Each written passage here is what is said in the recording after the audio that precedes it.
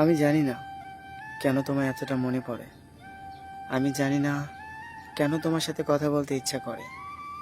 বিশ্বাস করো, যখন তোমার কথা মনে হয় তখন আমার কোনো কিছু ভালো লাগে না। মনে হয় তোমার সাথে একটু কথা বললে হয়তো আমার মনটা ভালো হয়ে যাবে। কিন্তু এইটা দুনিয়ার সবাইকে বোঝাতে পারলেও তোমাকে আমি কখনো বোঝাতে পারলাম না।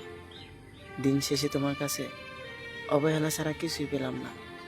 অথচ একটা সময় ছিল আমাকে তুমি পাগলের মতো ভালোবাসতে। আর এখন সময়ের সাথে সাথে তুমিও পরিবর্তন হয়ে গেলে, অথচ আমি একটুও পরিবর্তন হইনি। ঠিক আগের মতো এখনও তোমায় ভালোবাসি। হয়তো তোমার সাথে আগের মতো কথা হয় না, যোগাযোগ হয় না, কিন্তু তোমার প্রতি ভালোবাসা একটুও কমেনি। ঠিক আগের মতো এখনও তোমায় ভালোবাসি। আর এতটা ভালোবাসি যা আমি নিজেকেও বাসি না। জানো, হয়তো তুমি আমার সাথে কথা না বলে থাকতে পারো, কিন্তু আমি তো তোমার সাথে কথা না বলে থাকতে পারি না।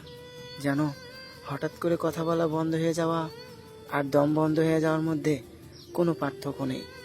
আমি তোমাকে এতটা পরিমাণ ভালোবাসি, তো কথা না বললেই আমার সব কিছু এলোমেলো হয়ে যায়। আর আজ মেলা দিন হয়ে গেল তোমার সাথে আমার কথা হয় না, অথচ সব সময় তুমি অনলাইনে থাকো।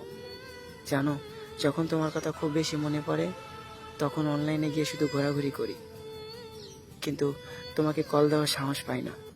আমি কতটা কষ্টে আছি আপনি কিভাবে বুঝবেন?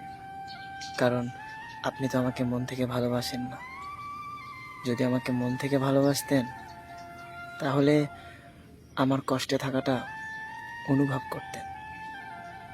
একটা কথা কি জানেন, মাঝে মাঝে ফোন দিয়ে তো বলেন আমি কেমন আছি। আমি তো বলবোই আমি ভালো আছি, কিন্তু আপনার মনকে জিজ্ঞাসা করে দেখেন তো, আপনার অবহেলা কি আমাকে ভালো থাকতে দেয়?